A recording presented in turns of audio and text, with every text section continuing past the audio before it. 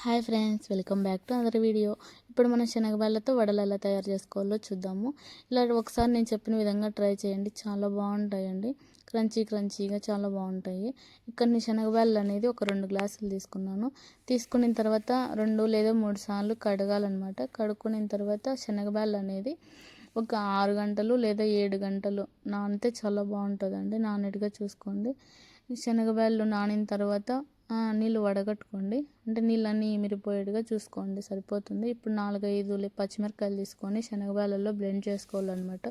ఇక్కడ చాలామంది mixer use చేస్తారు, రుబ్బురోలైనా యూస్ చేసుకొని రుబ్బుకుంటారు అనమాట కదా.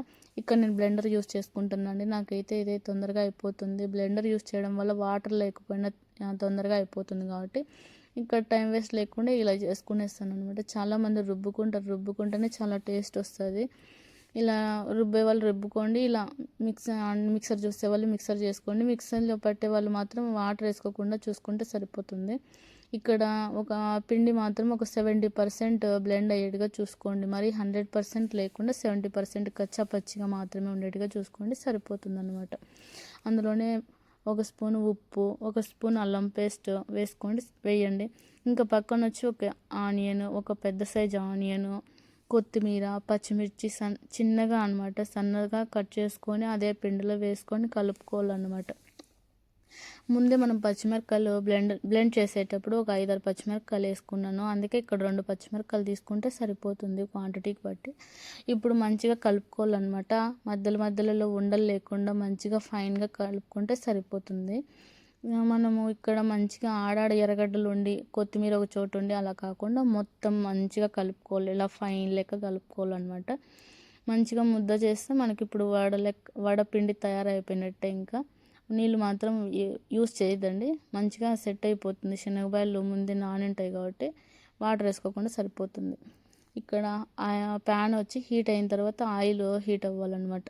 ఆయిల్ కూడా ఒక 70% మాత్రమే హీట్ అయ్యేట్టుగా చూసుకోండి. 100% హీట్ అయితే వడలు నూనెలో వేయడం వల్ల తొందరగా ఎర్రగా అయిపోతాయి, లోపల మాత్రం కుక్ అవ్వవు. ఇది ముఖ్యంగా గమనించుకోవాలి మీరు. ఒక 70% అయిన తర్వాతే వేయాలి. వడలు కానీ నూనెలో వేసిన తర్వాత లో ఫ్లేమ్లో పెట్టుకొని హీట్ చేసుకోండి. వడలు సరిపోతుంది, లోపల కానీ కుక్ అవుతుంది, చాలా బాగుంటుంది. తొందరగా వేసేసి తొందరగా తీసేయకుండా కొంచెం టైం కేటాయించండి. తొందరగా అలాగైతేనే మంచిగా లోపల కానీ కుక్ అయ్యి చాలా బాగుంటుంది. అలా చేసుకున్న తర్వాత మీకు ఎంతమంది ఉంటారో ఇంకా ఎన్ని కావాలి అనే దాన్ని బట్టించి ఒక 2-3 వాయిలు అలా తీసుకోండి. ఇక్కడ నేను 3 వాయిలు అలా చేసుకున్నాను. మీకు ఎన్ని కావాలో ఎంతమంది ఉన్నారో అలా అని మీకు తెలిసిపోతుంది కాబట్టి మీరు ఎలా చేసుకుంటే సరిపోతుంది. ఒకసారి ఇలా మాత్రం ట్రై చేయండి, చాలా బాగుంటాయి. ఇందులోకే కారం కానీ చికెన్ కూర కానీ చికెన్ పులుసు కానీ మటన్ పులుసు అయితే చాలా బాగుంటుంది, మంచి కాంబినేషన్. ఇక్కడ నేను కారం చేసుకున్నాను. మీకు ఏదైతే ఆ కూర చేసుకొని తినేయచ్చు, చాలా బాగుంటాయండి. లోపల కానీ కుక్ అయ్యేట్టుగా చూసుకోండి. మొత్తం బాగుంటుంది, అసలు చాలా బాగుంటాయి, క్రంచీగా. నా ఫేస్లో ఎక్స్ప్రెషన్ చూసి మీకు తెలిసిపోతూ ఉంటుంది. చాలా బాగుంటాయండి. ఒకసారి ఇలా ట్రై చేయండి, ఎవ్వరు మిస్ చేసుకోవద్దండి. టైం తొందరగా అయిపోతుంది, టేస్టీ